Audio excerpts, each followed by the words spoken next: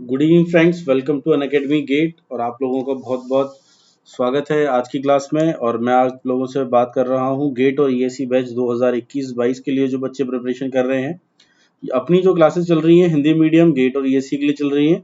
लेकिन साथ ही साथ मैं आप लोगों को बता दूं, अगर आप लोग मेरे साथ इस क्लासेस को आप लोग अगर करते हैं तो आप लोगों का जो भी एम हो आप लोगों की लाइफ में in a technical civil engineering field, आप लोग चाहते हैं कि मेरा एसएससी का एग्जाम क्लियर हो, मेरा या फिर कोई स्टेट में आप लोगों के एग्जाम्स आते हैं, ठीक है, जैसे स्टेट वाइज एईएन की वैकेंसीज निकलती हैं, जेईएन की वैकेंसीज निकलती हैं।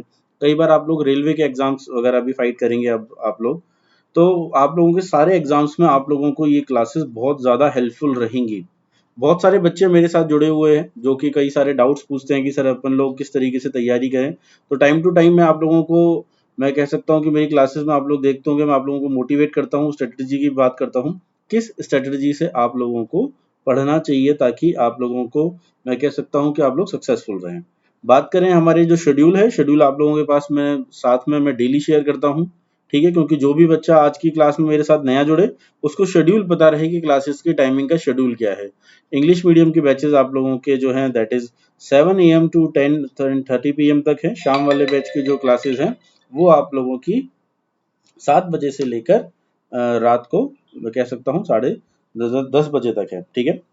आपके साथ ही साथ राजस्थान में आप लोगों को पता होगा एक वैकेंसी निकली हुई है आरएसएम एसएसबी की, जेईएन की वैकेंसीज हैं, ठीक है। उसमें भी काफी सारी वैकेंसी हैं, पोस्ट हैं, सबको सब अप्लाई भी कर सकते हैं। तो उसके लिए भी अपन लोगों के कोर्सेज चल रहे हैं। अपन ने जो इस सीरीज में मैं कह सकता हूँ जो क्लासेस स्टार्ट करी थी वो थी सर्वेइंग इंजीनियरिंग की। तो आप लोग इस वीडियो को जल्दी से सबसे साथ शेयर कर दें जो भी बच्चा लाइव आ चुका है, क्योंकि अब अपन लोग अब क्लास को स्टार्ट करने जा रहे हैं। और आज अपन लोग एक नया टॉपिक स्टार्ट करने जा रहे हैं आज के, वो है अपना लेवलिंग से रिलेटेड।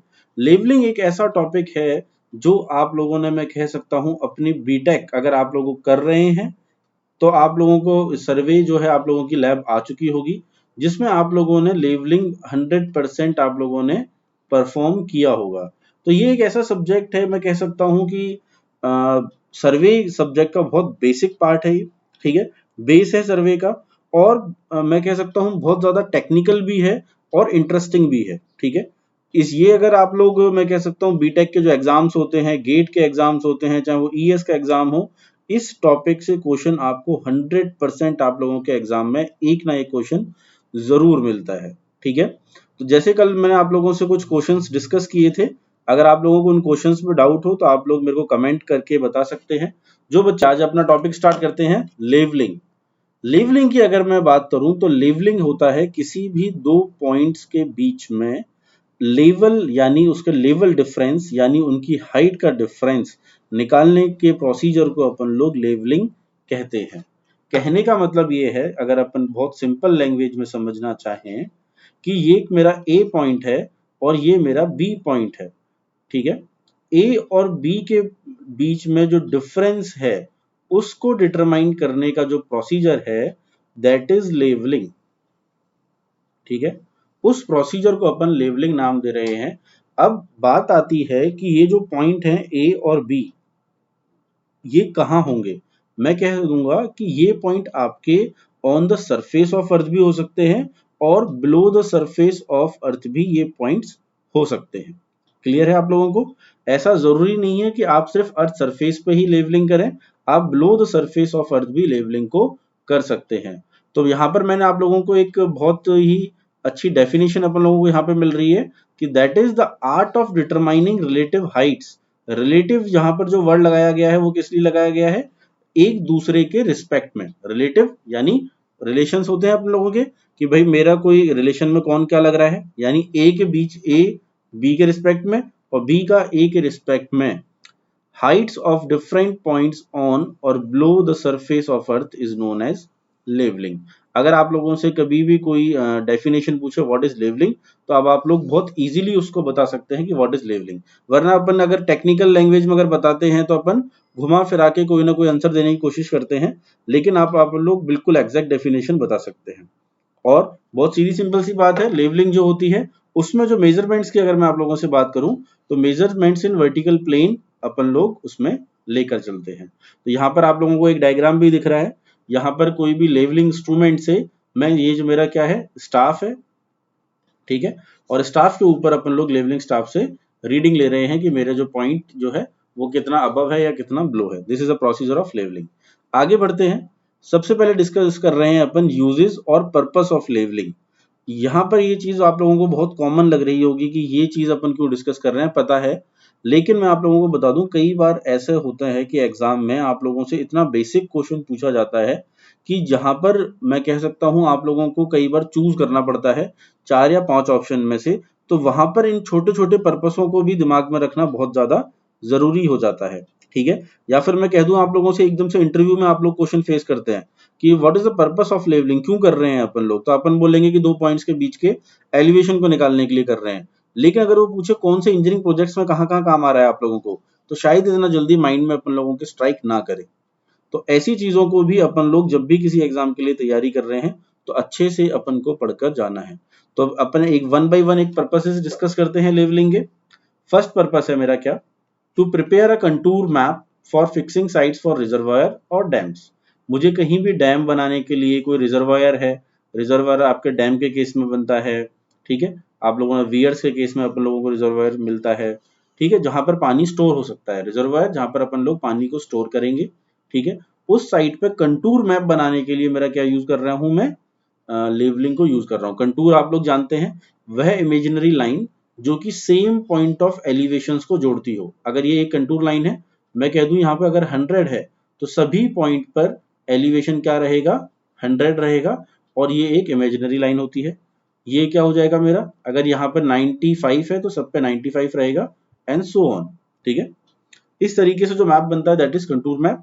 कंटूर सर्वे जब अपन पढ़ेंगे उसमें इसको और भी ज्यादा डिस्कस करेंगे। फर्स्ट पर्पस हुआ फॉर प्रिपेयरिंग कंटूर मैप, और इंजीनियरिंग प्रोजेक्ट्स हैं जैसे डैम और आप लोगों के रिजर्वायर की side. Second is to fix the alignment of road, road का अलाइनमेंट के लिए, रेलवे के अलाइनमेंट के लिए आप लोग लेवलिंग करते हैं। इरिगेशन कैनाल्स आप लोगों को देखना है कि भाई मेरा जो फ्लो है वो ग्रेविटी के थ्रू ही हो पाए, मुझे वहां पर इलेक्ट्रॉनिक पंपिंग ना करनी पड़े। रेलवे के अलाइनमेंट के लिए कि यहाँ पर मेरा सुपर एलिवेशन वगैरह सब कुछ निकालना है मेरे को, ठीक है, उसकी वैल्यू मेरी ज्यादा ना हो। तो ये सारी जो चीजें हैं, मतलब आप लोगों को अलाइनमेंट भी डिसाइड करने के लिए क्या करना है, लेवलिंग करनी है। इसी तरीके से third point, to determine the altitudes, यानी altitudes I mean to say height, ठीक है। बहुत सारी जो ऐसी हिल्स होती हैं जिनकी हाइट डिटरमाइन करना अपन के लिए बहुत इंपॉर्टेंट हो जाता है, तो वहां पर उनकी हाइट को डिटरमाइन करना is my purpose. Next, to find the reduce level, reduce level यानी आरएल। आरएल क्या होता है, किसी भी पॉइंट का, किसी भी बेंचमार्क के, जो मैं कह दूं आप लोगों को कोई भी बेंचमार्क आप लोगों ने ले रखा है, उसके रिस्पेक्ट में उस पॉइंट की हाइट कितनी है, दैट इज रिड्यूस लेवल। ठीक है, इसको अपन आगे भी डिस्कस करेंगे। तो to find the reduce level of different points on और बिलो द अर्थ सरफेस, आप लोग अर्थ सरफेस पर भी निकाल सकते हैं और अर्थ सरफेस के नीचे भी निकाल सकते हैं। ठीक है, मेरा पर्पस है। Next, to prepare a longitudinal and cross sectional project. ठीक है, लॉन्गिट्यूडनल और क्रॉस सेक्शनल डिटेल्स के लिए मैं क्या करता हूं, मैं अपना लेवलिंग को यूज करता हूं। लॉन्गिट्यूडनल क्रॉस सेक्शन जैसे रोड बनानी है, रेलवे, इरिगेशन कैनाल्स, इन सब में मुझे क्या निकालना होता है, अर्थवर्क।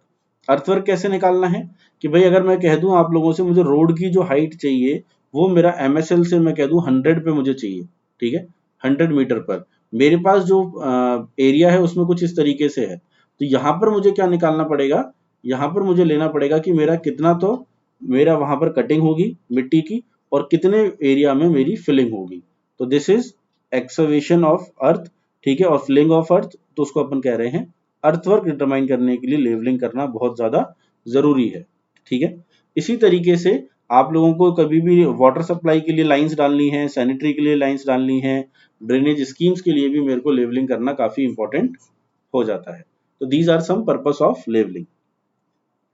नेक्स्ट, अब अपन बात करते हैं, थोड़ा सा अपन टेक्निकल चीजों पर आते हैं। ठीक है, और यहाँ पर अपन बात करेंगे कि कौन सी टर्म्स जो होती हैं वो लेवलिंग में यूज होती हैं। सबसे पहला, first one is level surface. ठीक है, लेवल सरफेस की बात करूं तो मैं कह दूं कि लेवल सरफेस आपका वो सरफेस कहलाता है जो आपके अर्थ की सरफेस के पैरेलल हो। ठीक है, जैसे जैसे आप लोगों की जो अर्थ है, अगर उसके पैरेलल कोई लाइन जा रही है तो वो आपकी लेवल सरफेस कहलाती है। ठीक है, that is level surface, the surface which is parallel to the mean spherical surface of earth is known as level surface. ठीक है, यानी अगर मैं कह दूं कि ये मेरा कोई अर्थ है, ठीक है, इफ दिस इज एन अर्थ, ठीक है, अर्थ के जो भी सरफेस पैरेलल है, जो मीन अर्थ के ये सरफेस मुझे मिल रहा है, ये मेरा क्या है, एक लेवल सरफेस कहलाएगा। ठीक है, लेवल लाइन क्या है, लेवल लाइन क्या हो जाएगा, कोई भी लाइन, ठीक है, जो कि आपके लेवल सरफेस पर हो, वो मेरा क्या कहलाएगी, लेवल लाइन कहलाएगी। ठीक है, और आप लोग कह सकते हैं लेवल लाइन भी जो होगी वो पैरेलल चलेगी आप लोगों के लेवल सरफेस के, अर्थ के जो आप लोगों का जो अर्थ का स्फेरिकल शेप है उसके पैरेलल चलेगी। तो यहाँ पर आप लोगों को इस डायग्राम में आप लोगों को दिख भी रहा है। ठीक है, यदि ये कोई लेवल सरफेस अपन कंसीडर करके चल रहे हैं, ठीक है, ये मेरा क्या है, वर्टिकल डेटम मैंने कंसीडर किया, दिस वन, इसी के पैरेलल जो सरफेस मुझे मिल रहा है वो मेरा लेवल सरफेस है, और ये जो लाइन जा रही है मेरी, ठीक है, ये क्या है, एक लेवल लाइन है। ठीक है, इसी तरीके से आपका होता है डेटम सरफेस। क्या होता है डेटम सरफेस या डेटम लाइन क्या होता है, तो डेटम आप लोगों को मैं बता दूं, डेटम एक इमेजिनरी मैं कह सकता हूं लेवल सरफेस होता है, जो जहां से अपन लोग उसके रिस्पेक्ट में वर्टिकल डिस्टेंसेस को फाइंड आउट करते हैं। ठीक है, यानी एक इस तरीके का डेटम और बेंचमार्क जो हो गया, सेम चीज हो गई है यहाँ पर। तो वहां उसके ही रिस्पेक्ट में मैं बताऊंगा कि ये अगर मेरा डेटम है, इसके रिस्पेक्ट में मैं बोलूंगा कि मेरा बी ए पॉइंट कितना अबव है, या बी पॉइंट कितना नीचे है, सी पॉइंट कितना अबव है, डी पॉइंट कितना नीचे है। तो इसी पॉइंट के रिस्पेक्ट में अगर मैं सारों की वर्टिकल डिस्टेंसेस बता रहा हूं, तो वो क्या हो जाएंगे, उसके हाइट हो जाएगी रिलेटिव, और उनका जो मैं कह दूं रेफरेंस जो मैंने माना है वो डेटम से माना है। तो इसकी डेफिनेशन आप लोगों को मिली है, this is an imaginary level surface from which vertical distances of different points, चाहे वो आप लोगों के उस लाइन से अबव हो चाहे बिलो हो, आर मेजर्ड। क्लियर है आप लोगों को, तो डेटम सरफेस और डेटम लाइन आप लोगों को क्लियर हो गया होगा। साथ ही साथ यहाँ पर अपन बात करेंगे मीन सी लेवल की, कि मीन सी लेवल क्या होता है। ठीक है, मीन सी लेवल आप लोगों ने देखा होगा, इस पर कई बार क्वेश्चन भी पूछा गया है। मीन सी लेवल होता है अपन लोगों का जो टाइड्स मेरे समुद्र में मुझे देखने को मिलते हैं किसी प्लेस पर, ठीक है, उनका 19 ईयर्स का, ठीक है, 19 ईयर्स का डेटा का लिया जाता है, और उसका एवरेज जो होता है उसको मैं बोलता हूं मीन सी लेवल। ठीक है, यानी 19 ईयर्स का जो पीरियड है, उसमें कितना समुद्र का जो लेवल था वो ऊपर चढ़ा, कभी नीचे आया, कभी ऊपर चढ़ा, कभी नीचे आया, उसके डेटा को कलेक्ट करने के बाद मैंने जो एवरेज हाइट निकाली है उसकी, वो मेरा मीन सी लेवल कहा जाता है। अगर आप लोगों ने, कई बच्चे ऐसे होंगे जिन्होंने एसएससी का कोई फाइट भी किया होगा, तो एसएससी 2014 में एमएसएल के लिए आपसे क्वेश्चन भी पूछा गया था। ठीक है, एसएससी 2014 में कि जो एमएसएल होता है उसको अपन कहाँ से अडॉप्ट करते हैं, 2015 में एक्चुअली ये पूछा गया था कि कहाँ से अपन अडॉप्ट करते हैं। तो उसका आंसर में आप लोगों को बॉम्बे भी मिला था, और उसके आंसर में आप लोगों ने देखा था कि कराची भी गिवन था। तो मैं बता दूं, आप लोगों को वैसे पता भी होगा कि आज की तारीख में जो अपन एमएसएल अडॉप्ट करते हैं इंडिया में, दैट इज फ्रॉम बॉम्बे। ठीक है, और पहले जो अपन एमएसएल लेके चलते थे वो कराची, जो कि पाकिस्तान में स्थित है, वहां से अपन एमएसएल की वैल्यू को लिया करते थे। क्लियर है, नेक्स्ट है आप लोगों का रिड्यूस्ड लेवल। ठीक है, कि रिड्यूस्ड लेवल या फिर आरएल क्या होता है। आरएल जो है आप लोगों का वो क्या है, वर्टिकल डिस्टेंस है या हाइट है किसी चीज की। अगर वो मैं कह दूं मेरे डेटम से अबव है तो वो हाइट हो जाएगी, अगर वो मेरे रेफरेंस पॉइंट डेटम से नीचे है तो वो मेरी डेप्थ हो जाएगी। तो द वर्टिकल डिस्टेंस और हाइट और depth of A point above or below the assumed datum is called reduced level. ठीक है, it may be positive, it may be negative. ठीक है, अगर मैं डेप्थ ले रहा हूं तो उसको मैं नेगेटिव भी शो कर सकता हूं। ठीक है, और अबव ले रहा हूं तो मैं उसको पॉजिटिव शो करूंगा। तो अगर किसी भी रेफरेंस पॉइंट से, ये मेरा डेटम है ए पॉइंट, इस रिस्पेक्ट में अगर मैं कोई पॉइंट को जो मैंने निकाला कि इसकी हाइट कितनी है बी पॉइंट की, इसकी डेप्थ कितनी है सी पॉइंट की, ये सारे मेरे क्या हो जाएंगे, रिड्यूस लेवल इनके निकल कर आएंगे, दैट इज आरएल। ठीक है, यहां तक आप लोगों को बिल्कुल क्लियर हो गई होंगी चीजें। नेक्स्ट अपन लोग अब आगे बढ़ते हैं। ठीक है, डेटम और बेंचमार्क में कोई फर्क नहीं होता है, आप लोगों को मैं बता दूं, थोड़ा सा आप लोग हमेशा ध्यान रखिएगा। नेक्स्ट है आप लोगों के पास लाइन ऑफ कोलैमिनेशन। लाइन ऑफ कोलैमिनेशन क्या होता है? लाइन ऑफ कोलैमिनेशन होता है आप लोगों का, ये एक इमेजिनरी लाइन होती है जिसको अपन मान के चलते हैं कि ये लाइन जो है मेरे क्रॉस हेयर्स जो होते हैं, डायफ्राग्राम जो होता है, ठीक है, जो भी टेलीस्कोप आप लोग यूज में लेते हैं डंपी लेवल में, जो आप लोगों ने जैसे मतलब किया होगा, तो टेलीस्कोप जो होता है उसमें क्रॉस हेयर्स आप लोगों को देखने को मिलते हैं, कुछ इस तरीके का सर्कल अपन को देखने को मिलता है, क्रॉस हेयर्स कुछ इस टाइप से देखने को मिलते हैं। वो जो क्रॉस हेयर से लाइन जो उसके इंटरसेक्शन से पास हो रही है, ठीक है, वो मेरी क्या कहलाती है? लाइन ऑफ कोलैमिनेशन कहलाती है। तो it is a imaginary line passing through the intersection of cross section, ठीक है, intersection of cross section and the optical centre of the object, वो मेरा क्या कहलाएगा? लाइन ऑफ कोलैमिनेशन कहलाएगा, ठीक है।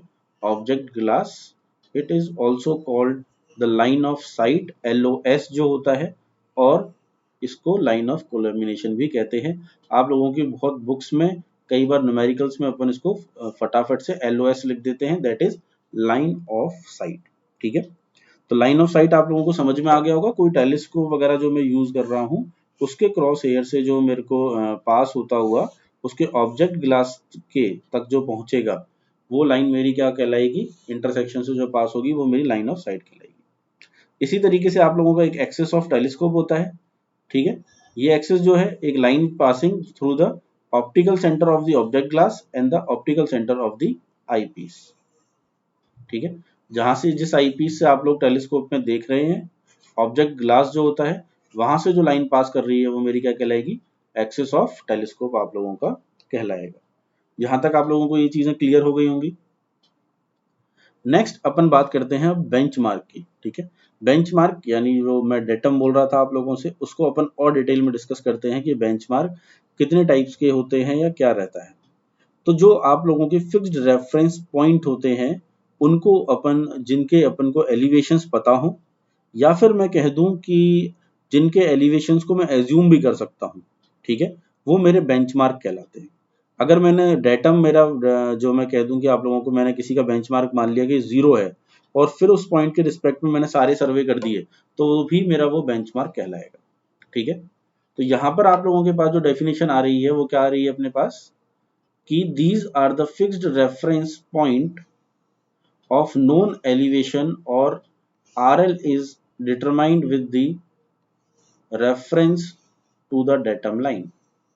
ऐसे पॉइंट जिनका मुझे पहले से एलिवेशन पता हो, या फिर मैं जिसका डेटम लाइन के रिस्पेक्ट में मैं उसका जो RL है वो निकाल लूं, और उसको मैं रेफरेंस मान के चलूं मेरे पूरे सर्वे के लिए, वो मेरा बेंचमार्क कहलाता है, ठीक है। नेक्स्ट अगर अपन बात करें GTS बेंचमार्क, GTS बेंचमार्क का मतलब है ग्रेट ट्रिग्नोमेट्रिकल सर्वे, ठीक है। इन अगर मैं बात करूं इन बेंचमार्क से आपसे, तो these benchmarks are established by national agency like Survey of India department. मैं आप लोगों को पहले भी बता चुका हूं, सर्वे ऑफ इंडिया डिपार्टमेंट अपने इंडिया में जो काम करता है, सर्वे जो है पूरे इंडिया का बहुत अलग अलग पर्पस के लिए उसके थ्रू होता है। सर्वे ऑफ इंडिया जो डिपार्टमेंट है वो अपना मिलिट्री सर्वे यानी मिलिट्री के साथ मिलकर भी इस डिपार्टमेंट को अपन लोग आज भी रन कर रहे हैं, ठीक है। आप यूपीएससी से जब IAS फाइट करेंगे तो आपको वन ऑफ द डिपार्टमेंट भी इसमें मिलेगा, वो है सर्वे ऑफ इंडिया। आप लोग उसमें अगर फाइट करते हैं, ऑप्ट करते हैं इस डिपार्टमेंट को, तो वहां पर आप लोग डिप्टी सर्वेयर की पोस्ट पर डायरेक्टली जा सकते हैं। तो आप लोग अच्छे से मेहनत करें, और आई होप आप लोगों को सर्वे ऑफ इंडिया या फिर उससे भी अच्छा डिपार्टमेंट आप लोगों को मिले, जो आप लोगों की चॉइस हो। तो इन बेंचमार्क की अपन बात कर रहे थे, ऐसे बेंचमार्क जो कि एक नेशनल एजेंसी के द्वारा एस्टैब्लिश किए जाएं, that is great trigonometrical survey benchmark, ठीक है। और ये इनका जो इंटरवल होता है, these are established as large interval at all over the country. लगभग आप लोग मान के चलें 100 किलोमीटर पे आपको एक बेंचमार्क मिलेगा, ठीक है। ये जो बेंचमार्क होते हैं उनमें अपन को हाईएस्ट प्रिसीजन के साथ ये लिए जाते हैं, ठीक है। और जो पोजीशन है और एलिवेशन है अबव MSL, वो उनके कैटलॉग से आप लोग GTS जो इनका मैप है ग्रेट ट्रिग्नोमेट्रिकल सर्वे का, वहां से आप लोग उनकी निकाल सकते हैं कि उसका जो MSL है उसका वो कितना है, MSL से कितना अबव है, यानी उसका RL रिड्यूस लेवल कितना है उस बेंचमार्क, ठीक है। नेक्स्ट है अपने पास परमानेंट बेंचमार्क, ठीक है। परमानेंट बेंचमार्क कैसा होता है, तो GTS आप लोगों को दिख रहा है, ठीक है। ग्रेट ट्रिग्नोमेट्रिकल सर्वे की तरफ से एक बेंचमार्क कहीं पर इन्होंने स्टैब्लिश किया हुआ है, ठीक है। इस तरीके से बेंचमार्क अपन लोगों के स्टैब्लिश्ड होते हैं। परमानेंट बेंचमार्क जो होता है, मैं कह दूं ये भी गवर्नमेंट के ही थ्रू मार्क किए जाते हैं, लेकिन ये कोई नेशनल एजेंसी जरूरी नहीं है इसके लिए जो कई डिपार्टमेंट्स जैसे पीडब्ल्यूडी डिपार्टमेंट होता है, पब्लिक वाटर, ठीक है। आप लोगों का जो है, आप लोगों का रेलवे डिपार्टमेंट है, इरिगेशन डिपार्टमेंट है, ठीक है। वो जो बेंचमार्क स्टैब्लिश कर रहे हैं अपने एरिया में, उनको अपन बोलते हैं परमानेंट बेंचमार्क, ठीक है। परमानेंट जो बेंचमार्क होते हैं उनके भी आरएल अपन को पता होता है, ठीक है। और इनके लिए जो मैं रेफरेंस पॉइंट मानता हूं, यानी इनको जो मैं डिस्टेंसेस मानूंगा वो कहां से मानूंगा, वो जीटीएस बेंचमार्क से लेता हूं। यानी मीन सी लेवल से मैंने क्या स्टैब्लिश कर दिए, जीटीएस बेंचमार्क लगा दिए 100-100 किलोमीटर पर, और जीटीएस बेंचमार्क से मैंने 10-10 किलोमीटर के इंटरवल पर जो मेरे स्टेट की एजेंसीज हैं, उन डिपार्टमेंटों ने क्या किया, अपने परमानेंट बेंचमार्क बना लिए हैं, ठीक है। और इनको परमानेंट पॉइंट के लिए यूज में लिया जाता है, जैसे कि प्लिंथ किसी बिल्डिंग का, वहां पर अपन लोग इसको मेंशन कर देते हैं। जो ब्रिज की जो पैरापेट वॉल होती है वहां पर अपन इसको मेंशन कर देते हैं, या कलवर्ट की, उस वहां पर इनको अपन क्या करते हैं, स्टैब्लिश्ड कर देते हैं, ठीक है। तो ये कुछ जैसे अब मैं कह सकता हूँ आप लोगों को सिर्फ शो करने के लिए मैंने आप लोगों को कुछ परमानेंट बेंचमार्क दिखाए हैं, ठीक है। इंडिया में भी आप लोग देख सकते हैं, एग्जाम्पल आप लोगों को यूएस का दिया गया है। तो परमानेंट बेंचमार्क आपको समझ में आ गया। नेक्स्ट अपन देखते हैं आर्बिट्री बेंचमार्क, कि आर्बिट्री का मतलब ही क्या है, ऐसे कुछ फिक्स्ड पॉइंट जिनको मैं एज्यूम कर लूं, ठीक है। जो ऐसे पॉइंटों को जिनको मैं खुद एज्यूम कर लूं एज अ बेंचमार्क, वो मेरे आर्बिट्री बेंचमार्क कहलाते हैं, ठीक है। तो when the RL of some fixed point are assumed, they are termed as arbitrary benchmarks, ठीक है। These are adopted in small survey operations, छोटे छोटे जो सर्वे अपन लोग करते हैं किसी छोटी फील्ड्स वगैरह के लिए, वहां पर अपन इनको यूज में लेते हैं, ठीक है। वो कहलाते हैं अपने आर्बिट्री बेंचमार्क। नेक्स्ट है आप लोगों के पास टेम्परेरी बेंचमार्क, ठीक है। टेम्परेरी बेंचमार्क क्या है, टेम्परेरी बेंचमार्क मैं कह सकता हूं कि आप मान के चलें कि आज मुझे कोई सर्वे करना है, ठीक है। मेरे पास एक बहुत बड़ा फील्ड है, मैं उस फील्ड का सर्वे करना चाहता हूं, जिसमें मुझे, मैं कह दूं आपको 10-15 दिन उसको करने में लग रहे हैं।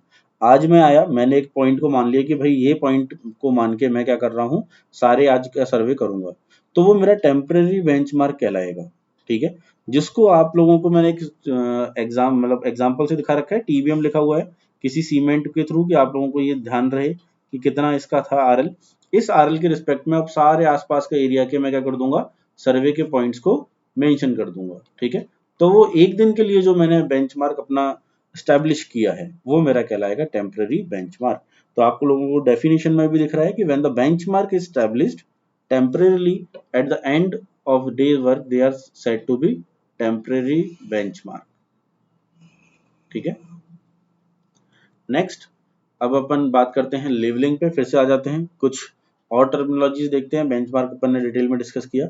सबसे पहले है आप लोगों के पास बैक साइड, ठीक है। बैक साइड क्या होती है, तो ये आप लोगों के बैक साइड आप लोग जानते हैं, कभी भी मैं सर्वे करता हुआ चल रहा हूँ मान लीजिए, ठीक है। अगर मैं आप लोगों से कह दूं, अगर ये मेरा बेंचमार्क है, जिसका आरएल जो है मुझे पता है, ठीक है, आरएल, तो यहाँ का जो आरएल है, यहाँ पर मैंने अपना इंस्ट्रूमेंट रखा है। तो जो आप फर्स्ट रीडिंग लेंगे, ठीक है, स्टाफ को रखने के बाद, वो मेरा कहलाता है बैक साइड, ठीक है।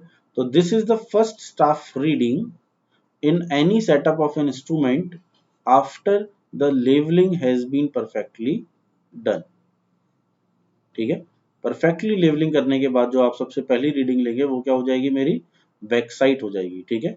ये जो रीडिंग होती है, ये ऑलवेज आप लोग इसको लेंगे जहां पर आप लोगों को जिस पॉइंट का आरएल पता हो, ठीक है। इसी वजह से मैंने क्या बोला है, इसको बेंचमार्क की तरफ मैंने इसको रीडिंग ली है, क्योंकि मुझे इस बेंचमार्क का रिड्यूस लेवल पता था, तो फर्स्ट रीडिंग मैंने इस पे ली, वो मेरी कहलाएगी बेंचमार्क। बात करते हैं फोर साइड की, कि फोर साइड क्या होती है। फोर साइड आपकी लास्ट स्टाफ रीडिंग, ठीक है, इन एनी सेटअप ऑफ इंस्ट्रूमेंट, वो आप लोगों की फोर साइड कहलाएगी, ठीक है।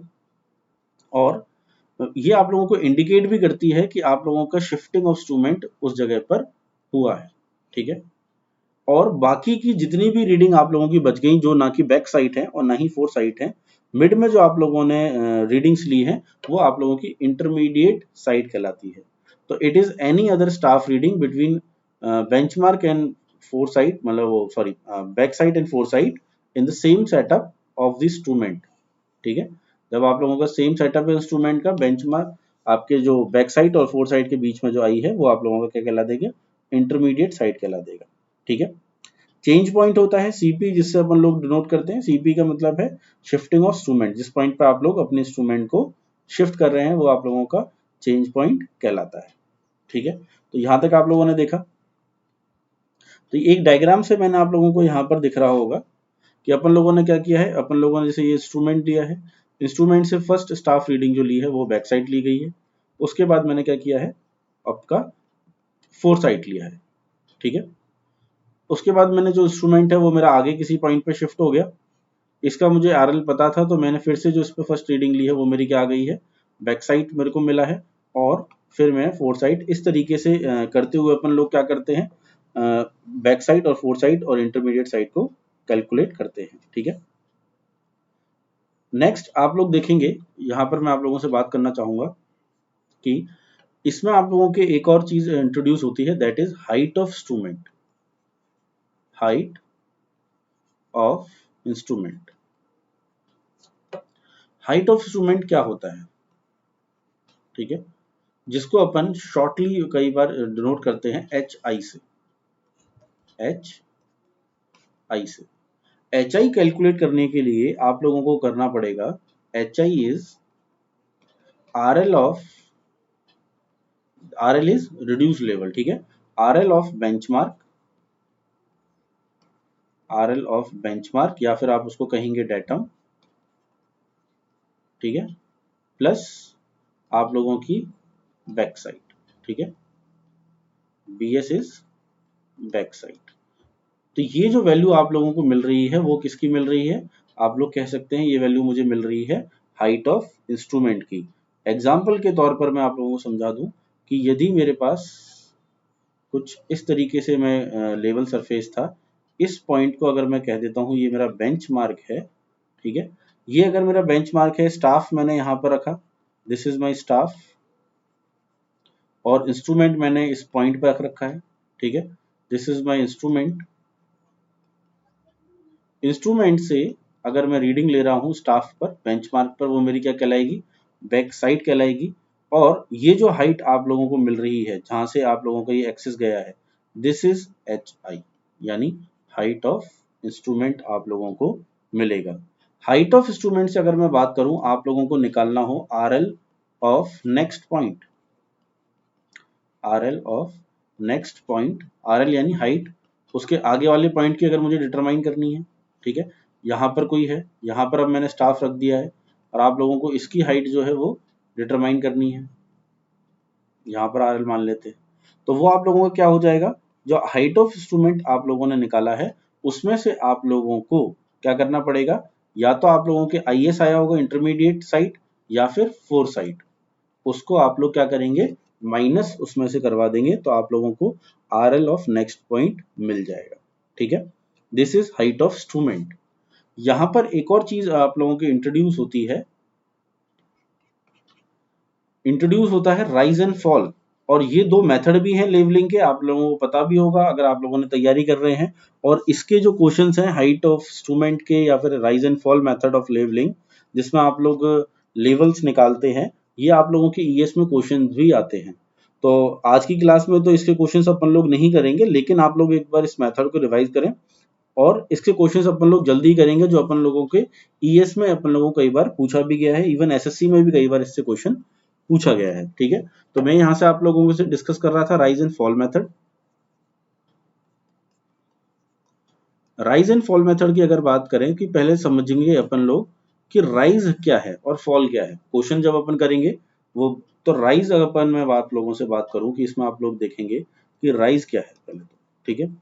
राइज यानी किसी पॉइंट में मैं कह सकता हूं कि मुझे जो एलिवेशन मिला है वो क्या मिला है, ज्यादा मिला है, ठीक है। तो ये राइज आया या फिर उस केस में मैं कह दूं मुझे फॉल मिला है, वो कैसे पता पड़ेगा? वो मुझे पता पड़ेगा कि जो मेरी प्रीवियस रीडिंग है, ठीक है, उसमें से मेरी आने वाली रीडिंग यानी नेक्स्ट रीडिंग को मैं क्या कर दूं, माइनस कर दूं। तो मुझे पता पड़ेगा कि उस केस में राइज आया है या उस केस में मुझे फॉल जो है वो देखने को मिला है। ठीक है, तो rise and fall you can से ऑफ द पॉइंट। अब बात करें कि राइज किस केस में देखने को मिलेगा। तो राइज आप लोगों को देखने को मिलेगा यदि आप लोगों की जो वैल्यू आ रही है वो क्या आए, पॉजिटिव आए। ठीक है, पॉजिटिव अगर आप लोगों की इसकी वैल्यू आ रही है तो माइनस करने पर तो वो क्या होगा, राइज को शो करेगा आप लोगों के। और यदि आप लोगों का फॉल है तो जो वैल्यू आएगी दैट विल बी नेगेटिव। ठीक है, तो राइज के लिए पॉजिटिव वैल्यू गेन होगी अपन को और फॉल्स के लिए मुझे क्या होगा, नेगेटिव वैल्यू मुझे वहां पर देखने को मिलेगी। ठीक है, तो आप लोगों को यहाँ पर ये पता पड़ गया है। ठीक है, प्रीवियस रीडिंग और ये जो है मैं स्टाफ रीडिंग की आप लोगों से यहाँ पर बात कर रहा हूँ। इसके बाद आप लोग देखेंगे कि अगर मैं कह दूं आप लोगों से कि आपको इस पॉइंट का जो है, अगर मेरे को आरएल निकालना हो, जिस पॉइंट पर मैं बात कर रहा हूं कि मैंने चेक किया कि ये राइज है या फॉल है, ठीक है, तो उसको मैं क्या करूंगा, उसको मैं शो करूंगा आरएल ऑफ दिस पॉइंट। ठीक है, आरएल ऑफ दिस पॉइंट जिस पर मुझे राइज एंड फॉल मैंने निकाला है, वो क्या हो जाएगा मेरा, आरएल ऑफ प्रीवियस पॉइंट, जो पहले जो पॉइंट था उसका खुद का आरएल यानी उसकी हाइट। अगर उसमें राइज आया है तो मैं उसमें प्लस करा दूंगा और यदि फॉल आया है तो मैं उसमें से माइनस करा दूंगा। ठीक है, तो मुझे उस पॉइंट का क्या मिल जाएगा, आरएल आप लोगों को वहां पर मिल जाएगा। तो इस तरीके से अपन लोग इसमें न्यूमेरिकल्स भी मैं आप लोगों को प्रैक्टिस करवाऊंगा, किस तरीके से अपन न्यूमेरिकल्स को यहाँ पर करते हैं। ठीक है, तो यहाँ तक तो बात करी अपन लोगों ने लेवलिंग की कि अपन लेवलिंग किस तरीके से करेंगे। अब मैं आप लोगों से बात करूंगा यहाँ पर कि आप लोगों को जब आप लेवलिंग कहीं पर कर रहे हैं तो क्या उसमें कुछ एरर अपन को देखने को मिलते हैं क्या। ठीक है, तो सबसे पहले अपन बात कर लेते हैं करेक्शंस की। ठीक है, तो यहाँ पर अब अपन बात करेंगे करेक्शंस।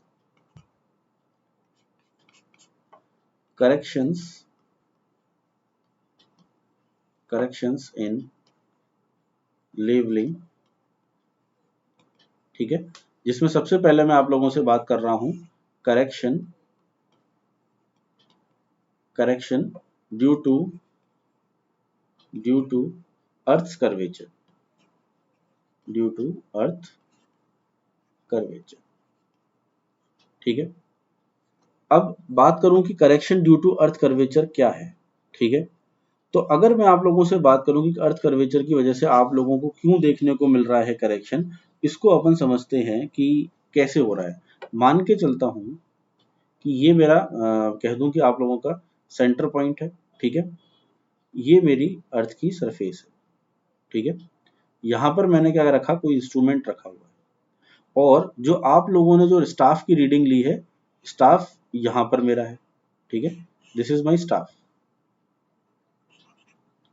ठीक है, अब ये जो मेरा पॉइंट है मैं कह दूं कि ये पॉइंट मेरा आर है। ठीक है, ये पॉइंट मेरा ए है। जो मुझे रीडिंग जो मैंने ली वो मेरी स्टाफ पर यहां कहीं शो होगी। ठीक है, लेकिन मैं कह सकता हूं कि जो मुझे रीडिंग आनी थी एक्चुअल में वो लेवल सरफेस के अलोंग आनी थी।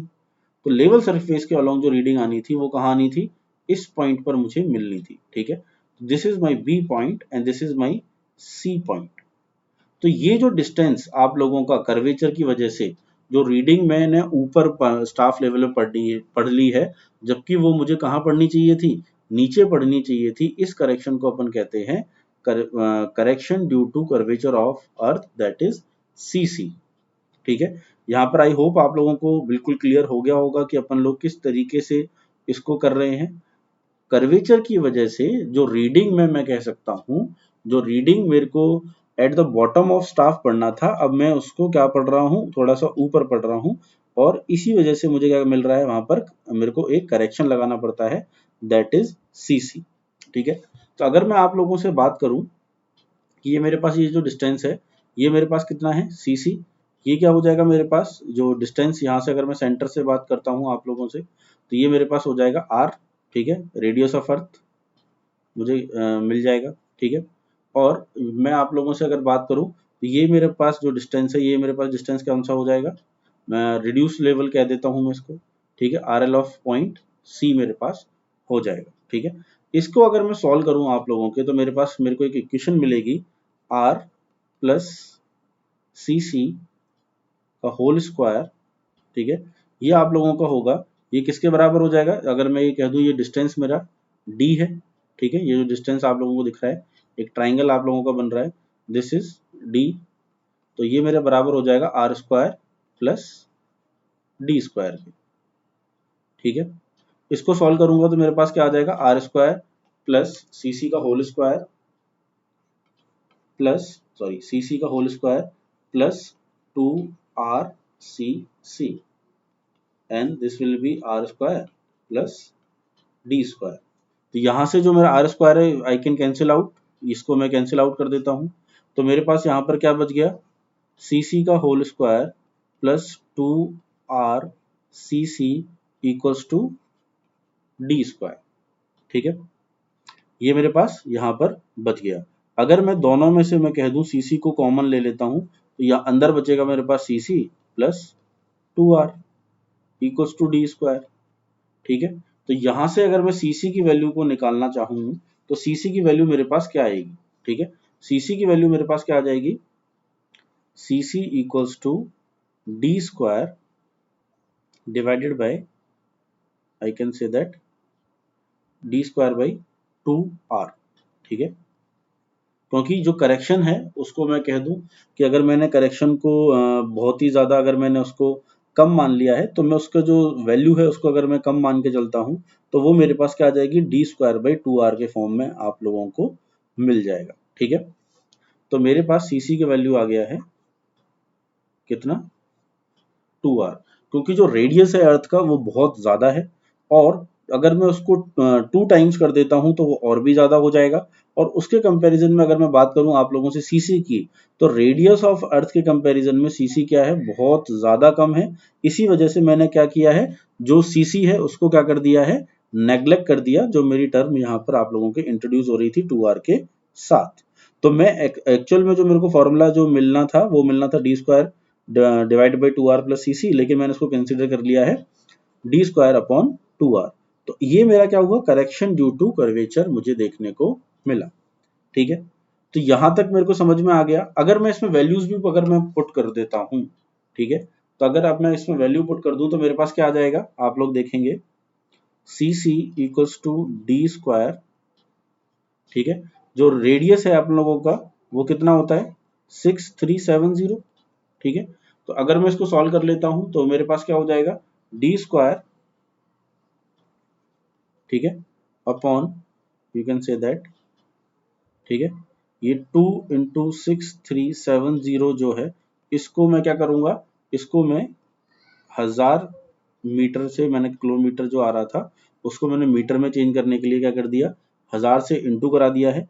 तो जो मेरे पास CC जो आएगा करेक्शन वो मेरे पास आएगा नेगेटिव, और अगर मैं इसको 1 अपॉन को सॉल्व कर लूंगा तो मेरे पास वैल्यू आती है 0.00785। ठीक है, 0.0785 D स्क्वायर हो जाएगा। ठीक है, तो ये मेरे पास क्या आ गया है CC का फाइनल फॉर्मूला मेरे पास निकल कर आ गया है।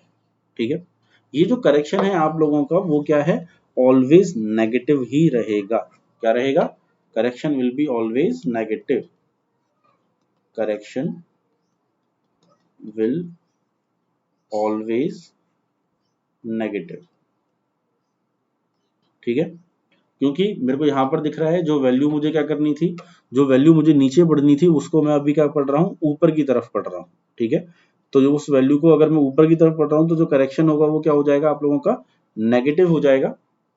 तो आई कैन से दैट अगर आप लोगों को RL निकालना है, ठीक है, with considering the correction, due to earth curvature, तो वो आप लोगों के पास हो जाएगा हाइट ऑफ इंस्ट्रूमेंट जो आप लोगों की आ रही है, ठीक है, प्लस आप लोगों ने जो आगे की जो रीडिंग ली है वो उसको मैं H1 से शो कर दूं, उसमें से आप लोग CC को क्या करेंगे, माइनस कर देंगे, ठीक है। तो ये मेरे पास क्या निकल कर आ जाएगा, RL निकल के आ जाएगा उस पॉइंट का।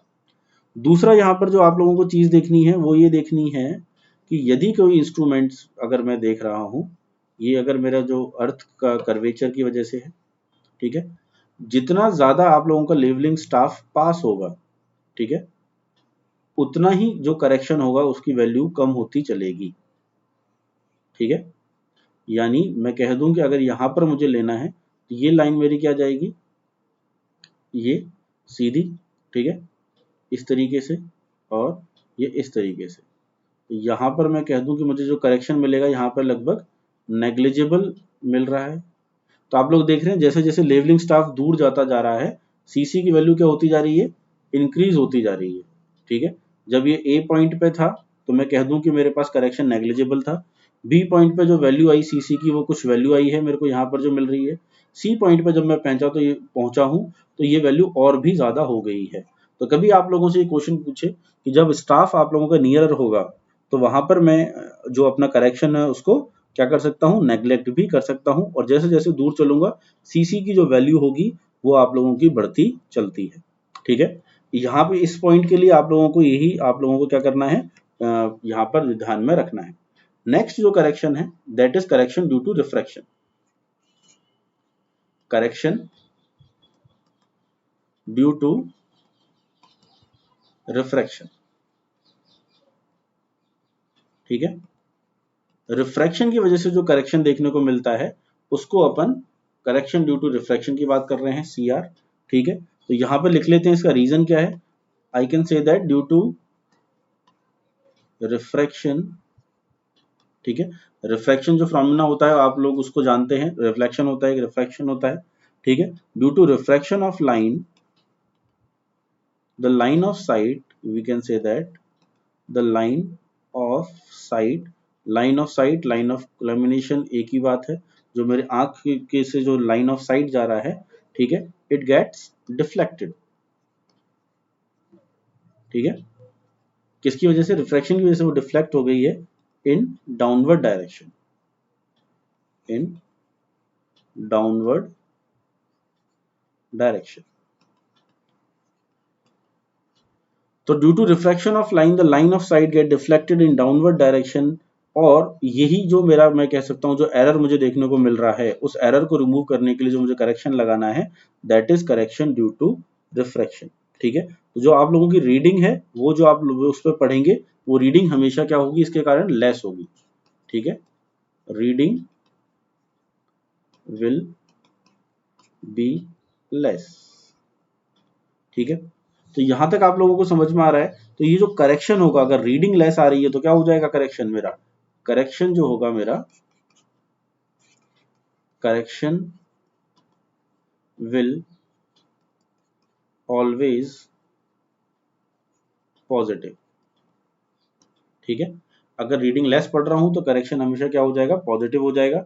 CR की अपन वैल्यू देख लेते हैं, CR जो आप लोगों को मिलता है उसकी वैल्यू होती है 1/7 D² by 2R, ठीक है, 2R, ठीक है। अब मैं कह दूं आप लोगों से D² जो 2R है आप लोगों का वो क्या था, वो मेरा CC था, तो मैं उसको ऐसे भी लिख सकता हूँ 1/7 इंटू CC, ठीक है। ये एक CR का टर्म मेरे को मिल जाती है, करेक्शन ड्यू टू रिफ्रैक्शन। इस फॉर्मूले में, इस फॉर्मूले में आप लोग वैल्यू रख के क्वेश्चन को क्या कर सकते हैं, सॉल्व कर सकते हैं, ठीक है।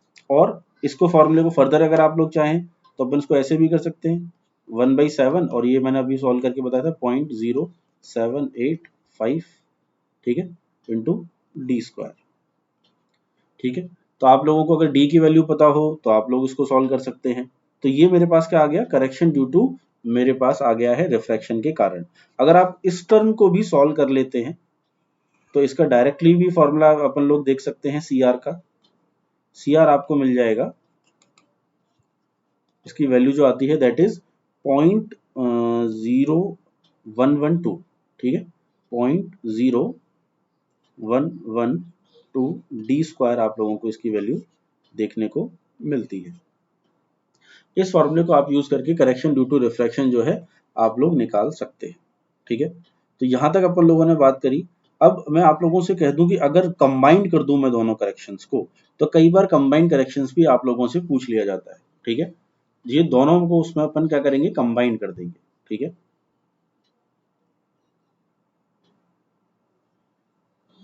Third is combine correction, combined correction, ठीक है, due to curvature and refraction.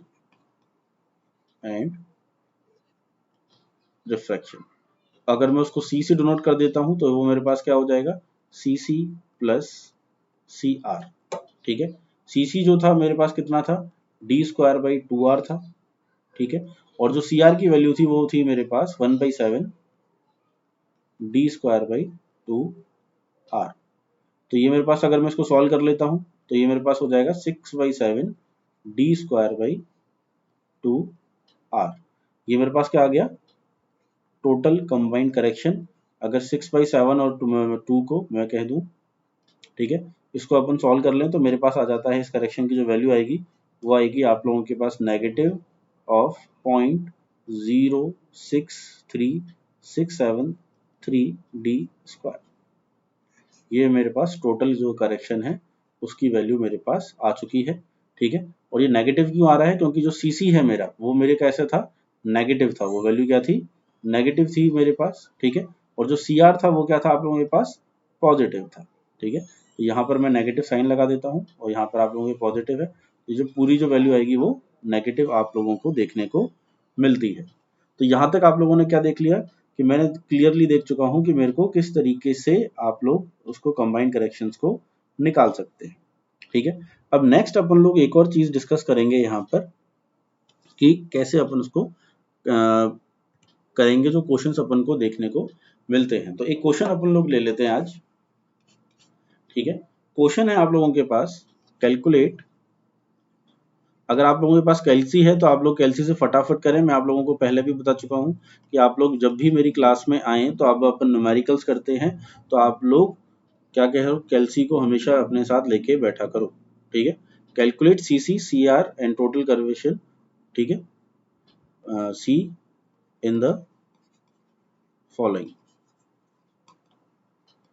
ठीक है, इन द फॉलोइंग फॉर, पहला है आप लोगों के लिए, मान के चलें आप लोग एक ही ले लेते हैं, चलिए अपन 120 किलोमीटर के लिए आप लोगों को सॉल्व करना है। ठीक है, तो आप लोग क्या करेंगे इसके लिए कि करेक्शन निकालना है मुझे 120 किलोमीटर के लिए। ठीक है, तो आप लोग क्या करें, पहले तो डिस्टेंस को लिख लें। ठीक है, डिस्टेंस डी इन किलोमीटर। तो डिस्टेंस डी इन किलोमीटर की वैल्यू मेरे पास कितनी है, मेरे पास जो वैल्यू है दैट इज, मैं कह दूं अगर इसको 120 मीटर है ये, तो मेरे पास अगर 120 मीटर अगर ये वैल्यू है तो किलोमीटर में हो जाएगी मेरे पास 0.12। ठीक है, 0.12 मेरे पास क्या आ गई है, वैल्यू आ गई मेरी किलोमीटर में। ठीक है, यहाँ तक मेरे पास क्लियर है। मैंने उसको 1000 से डिवाइड करा दिया मीटर को उसमें चेंज करने के लिए, तो ये मेरे पास डी की वैल्यू आ गई। ठीक है, अब मुझे निकालना है सीसी। ठीक है, सीसी का फॉर्मूला क्या बताया मैंने आप लोगों को, 0.0785 इंटू डी स्क्वायर। ठीक है, अगर मेरे को ये सॉल्व करना है तो इसकी वैल्यू को आप लोग कैलसी से फटाफट से सॉल्व कर सकते हैं। कितना आएगा बताएं आप लोग मेरे पास कि कितना आ रहा है आप लोगों का।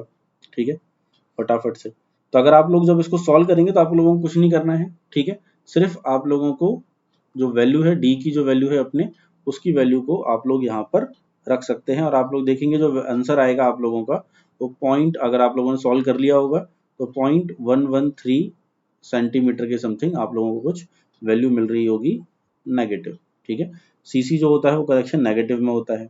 इसी तरीके से अगर मेरे को सी आर निकालना है, ठीक है, रिफ्रैक्शन के कारण क्या आ रहा है, तो आप लोग सी आर का फॉर्मूला लगा दें 1/7 ऑफ सी सी। ठीक है, इस वैल्यू को 1/7 कर लूंगा तो मेरे पास ये जो करेक्शन होगा वो पॉजिटिव होता है, 0.016 आ जाएगा वो। ठीक है, ये वैल्यू भी मेरी सेंटीमीटर में मेरे पास मेरे को मिलेगी। ठीक है, इसी तरीके से अगर मैं कह दूं आप लोगों को कंबाइन निकालना है, ठीक है, तो कंबाइन करेक्शन आप लोग जब निकालेंगे उसको, तो कंबाइन करेक्शन का फॉर्मूला बता चुका हूं, तो वो आ जाएगा 0.096 सेंटीमीटर, और जो वैल्यू आएगी वो 9 आएगी। तो आप लोग इस तरीके के छोटे छोटे क्वेश्चंस आप लोगों को डायरेक्ट फॉर्मूले बेस्ड होते हैं। आप लोगों के पास कैलसी हो तो फटाफट से आप डी की वैल्यू को रखें, ठीक है, और आप लोगों के पास ये तीनों जो वैल्यूज हैं वो फटाफट आप लोगों के पास आ जाएंगी। यानी इसमें कोई भी ट्रिक नहीं लगानी है, सीधा सिंपल सा फॉर्मूले में अपन को क्या करना है, वैल्यू को पुट करना होता है, ठीक है। तो यहाँ पर आप लोगों को क्लियर हो गया होगा कि अपन उसको किस तरीके से उसको सॉल्व करेंगे, ठीक है। तो डी की वैल्यू आप लोगों को क्या करनी है, बस ध्यान रखना है कि डी की वैल्यू मैं किस में ले लूँ, डी की वैल्यू को मुझे किस में लेके चलना है, डी की वैल्यू को मुझे किलोमीटर में लेके चलना है, ठीक है। बस आप लोग यहाँ पर ये ध्यान रखें कि डी जो है वो किलोमीटर में आप लोग लेकर चलें, तभी आप लोगों का ये आंसर सही आएगा, ठीक है। मीटर में दे रखा है तो उसको किलोमीटर में चेंज करना काफी ज्यादा जरूरी है। चलिए नेक्स्ट पॉइंट अब अपन लोग डिस्कस करते हैं कि नेक्स्ट मेरे पास क्या आएगा। नेक्स्ट है मेरे पास, मैं आप लोगों से क्वेश्चन पॉइंट डिस्कस करना चाह रहा हूं, डिस्टेंस, यू कैन से of, distance of visible horizon bye observer, ठीक है। कितने डिस्टेंस तक एक जो ऑब्जर्वर है वो देख सकता है किसी भी चीज को जो उसकी आंखों के सामने अपन को देखने को मिल रही है, ठीक है। तो इसको अगर मैं डेफिनेशन में अगर आप लोगों को लिख दूं, तो डेफिनेशन आप लोगों के पास क्या आ जाएगी, ठीक है, distance of visible horizon, distance of visible horizon, ये टॉपिक आप लोगों का काफी इंपॉर्टेंट है, इससे कई बार आप लोगों के ईएस और गेट में क्वेश्चन भी पूछा गया है, शिप पर जो क्वेश्चन आते हैं वो इसी पर बेस्ड होते हैं। आज ये क्वेश्चन भी आप लोगों के साथ डिस्कस कर लूंगा मैं आज की क्लास में। तो distance of visible horizon is a maximum distance, ठीक है, is a maximum distance up to which a person, up to which a person or we can say that observer, ठीक है, is able to see, ठीक है, able to see the surface of earth, ठीक है। तो आप लोगों का डिस्टेंस ऑफ विजिबल हॉरिजन क्या हो जाएगा, मैक्सिमम डिस्टेंस जिस तक कोई ऑब्जर्वर, कोई पर्सन आप लोगों को जहां तक सरफेस दिख पा रही है वो आप लोगों का distance of visible horizon by the observer हो जाएगा। अब इसके लिए दो केस अपन लोग इसमें डिस्कस करेंगे। पहला जब केस है कि मैं अगर इसको डिटरमाइन करना चाह रहा हूं और सिर्फ एरर अगर मैं कंसीडर करके चलूं ड्यू टू अर्थ कर्वेचर, ठीक है, तो आई can say that if only earth curvature is consider, सिर्फ आप लोग कंसीडर करके चलें कि अर्थ के कर्वेचर की वजह से ही आप लोगों को वहां पर एरर देखने को मिल रहा है। तो distance of visible horizon by the observer को अगर मैं स्मॉल h से शो कर लेता हूं एक बार के लिए, ठीक है, अगर h मुझे डिटरमाइन करना है, ठीक है, तो जो करेक्शन फॉर कर्वेचर था वो मेरे पास कितना था, डी स्क्वायर बाई 2r, ठीक है। डी स्क्वायर बाई 2r को मैंने जब सॉल्व किया था मेरे पास क्या निकल कर आया था, 0.0785 डी स्क्वायर, ठीक है। इसकी जो वैल्यू होगी वो मेरे पास कितनी आ जाएगी, h के बराबर हो जाएगी। यहां से अगर मैं d की वैल्यू निकालता हूं तो मेरे पास क्या आ जाएगा, under root h divide by 0.785 D square, ठीक है, सॉरी 0.0875 मेरे पास यहाँ पर आ जाएगा। तो ये जो d जो आप लोगों के पास निकल कर आया है इसको मैं फर्दर अगर सॉल्व कर देता हूँ 1 बाई जो आप लोगों के अंडर रूट में ये जो वैल्यू है तो ये वैल्यू हो जाती है लगभग 0.57 के बराबर, 2.57 के बराबर ये आप लोगों को वैल्यू देखने को मिलती है। तो 2.57 you can say that under root h, ठीक है। ये क्या हो जाएगा मेरा d यानी जो डिस्टेंस जहां तक मुझे वो विजिबल हॉरिजन है, ठीक है। अब जो आप लोगों के पास ये जो आ रहा है d जो है यहाँ पर उसको आपको किलोमीटर में रखना है, ठीक है। जो वैल्यू मेरे पास आएगी जो किलोमीटर में आएगी, और जो h है मेरा उसको मैं किस में रखूंगा, इन मीटर। ठीक है, तो आप लोगों का जो आएगा d की वैल्यू किलोमीटर में आप लोगों को मिलेगी, और जो h मिलेगा वो h की वैल्यू जो रखनी है वो आप लोगों को मीटर में रखनी है।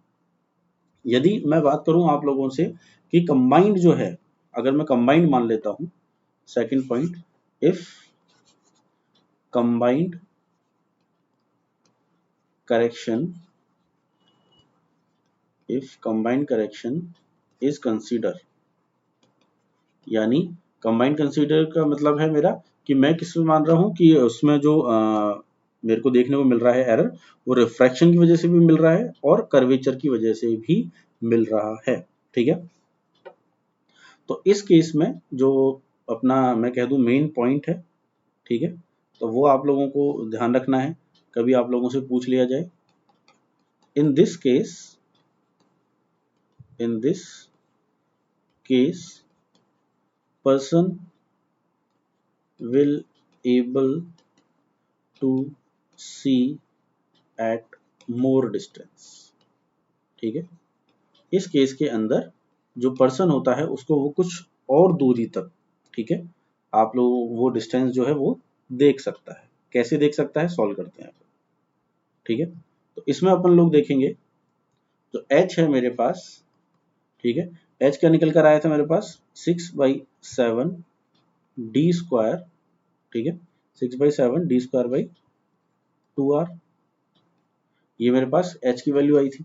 ठीक है, इसको मैंने फर्दर सॉल्व कर लिया तो मेरे पास 0.0673 हो गया था। ठीक है, 0.0673 डी स्क्वायर मेरे पास आ गया।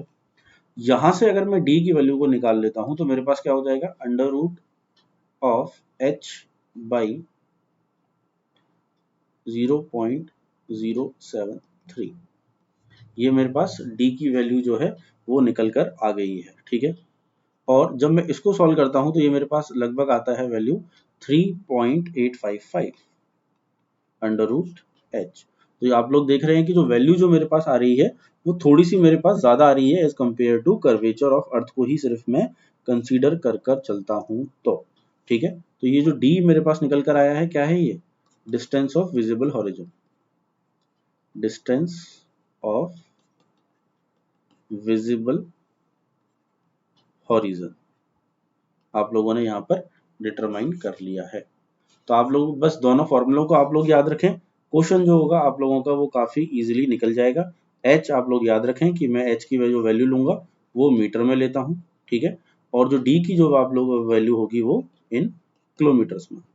ठीक है, बस आप लोगों को इतना सही जो चीज है वो आप लोगों को याद रखनी है।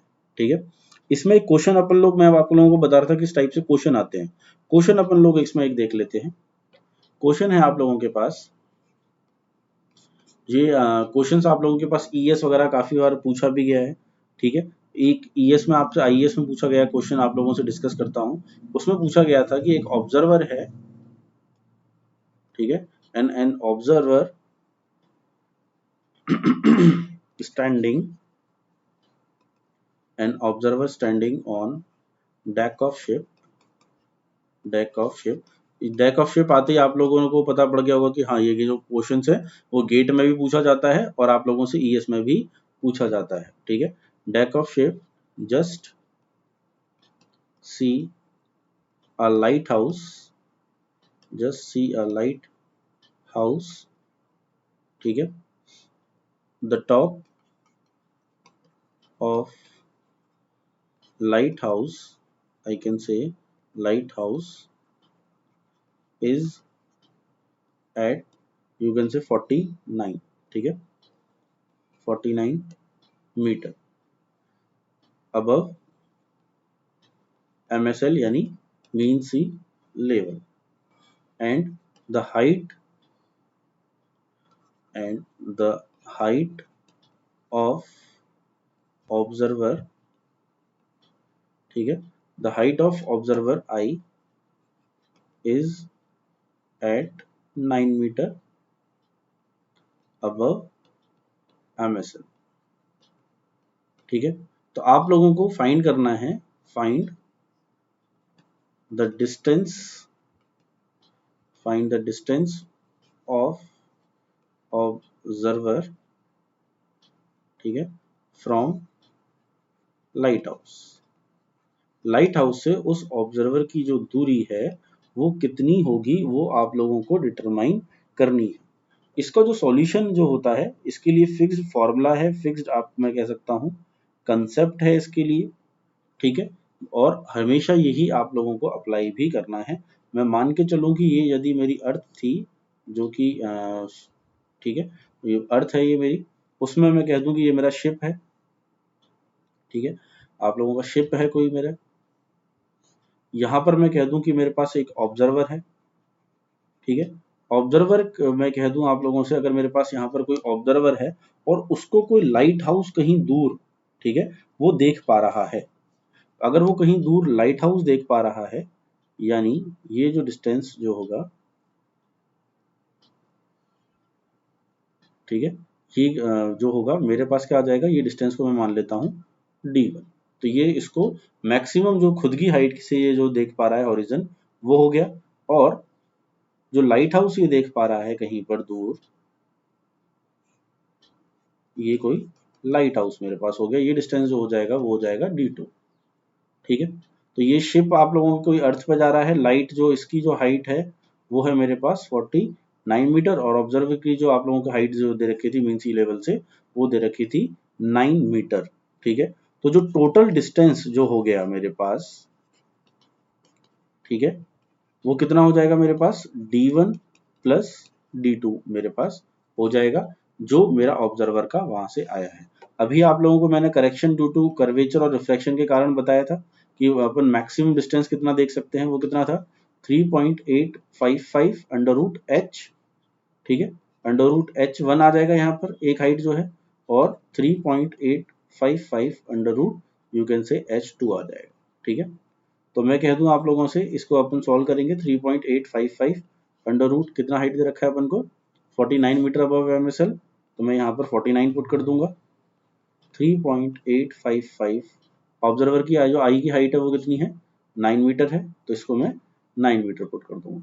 जब आप लोग इसको सॉल्व करेंगे इसको पूरे को, ठीक है, तो सॉल्व करने पर जो मुझे वैल्यू मिलती है वो मिलेगी लगभग अप्रॉक्स 38.5 के समथिंग आप लोगों को वो वैल्यू मिलेगी। तो आप लोग कह सकते हैं कि जो आप लोगों का डिस्टेंस है ऑब्जर्वर और लाइट हाउस के बीच में, वो डिस्टेंस है मेरा 38.5 किलोमीटर, ठीक है। यहाँ पर आप लोगों को ध्यान रखना है जो हाइट मुझे मीटर में दे रखी थी, इस वजह से मैंने वो जो वैल्यू है वो डायरेक्टली यहाँ पर पुट कर दी है। तो इस तरीके के क्वेश्चन आप लोगों को कभी भी देखने को मिले तो आप लोगों को सिर्फ एक फॉर्मूला अप्लाई करना है कि that is 3.885 under root H, ठीक है, और आप लोगों का जो आंसर होगा वो कभी भी गलत नहीं होगा। इस फॉर्मूले से आए हुए जितने भी आपके पास गेट में क्वेश्चन आए हुए हैं, जितने भी आपके पास आईएएस में क्वेश्चन आए हैं, आप लोग इस फॉर्मूले से उसको निकालें, आप लोगों का 100% वो सही ही आंसर आएगा। आप लोगों को कोई भी सेशन में डाउट हो तो आप लोग मेरे से पूछ सकते हैं, ठीक है, कभी भी आप लोग डाउट हो आप लोग मेरे साथ जुड़ सकते हैं, ठीक है। आप लोगों को मैं बता दूं, अगर आप लोग अनअकैडमी प्लस का सब्सक्रिप्शन लेते हैं तो वहां पर आप लोग मेरा कोड अप्लाई करें, दैट इज नितेश 10, तो आप लोगों को 10% वहां पर ऑफ मिलेगा, ठीक है। किसी भी